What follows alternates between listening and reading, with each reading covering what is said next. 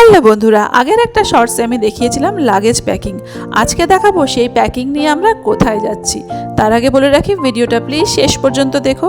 আর যারা এখনও আমার চ্যানেলটা সাবস্ক্রাইব করনি তারা প্লিজ সাবস্ক্রাইব করে দিও। আর লাইক শেয়ার কমেন্ট বাটন তো রয়েইছে।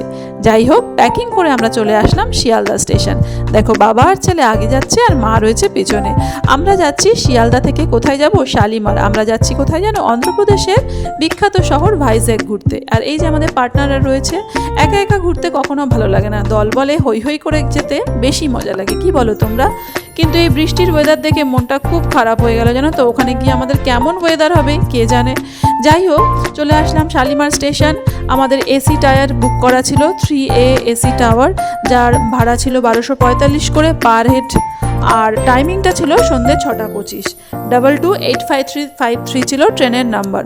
এর মধ্যে দেখো, একটা টাওয়াল, দুটো বেডশিট দিয়েছে, একটা গায়ে দেওয়ার জন্য, একটা পাতার জন্য। যদিও আমি একটা পাতলা কম্বল সবসময় ক্যারি করি, যেহেতু আমার কাছে একটা ছোট বাচ্চা আছে। তো সারা রাত তো ট্রেনেই কাটিয়ে দিলাম। সকালবেলা উঠে দেখি ট্রেন লেট।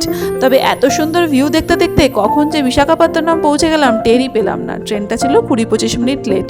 এই দেখো, ও আর কম্পেনিয়ান খুঁজে নিয়েছে, যাদের সাথে বেশ খানিকটা সময় কাটিয়ে নিয়েছে। যাই হোক, প্যাকিংগুলোকে নিয়ে লিফটে করে উল্টো দিকের প্ল্যাটফর্ম আমরা পৌঁছে গেলাম। সেখান থেকে উবের বুক করে চলে যাব আমাদের হোটেলে।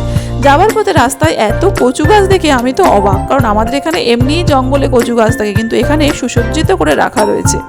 তো তোমরা আমার চ্যানেলটা প্লিজ ফলো করো। আমি পরের ভিডিওতে নিয়ে আসবো ভাইজ্যাগে কোথায় থাকলাম, কি ঘুরলাম, কেমন খরচ হলো, কত মজা করলাম। ততদিন পর্যন্ত টাটা, বাই বাই, সকলে ভালো থেকো।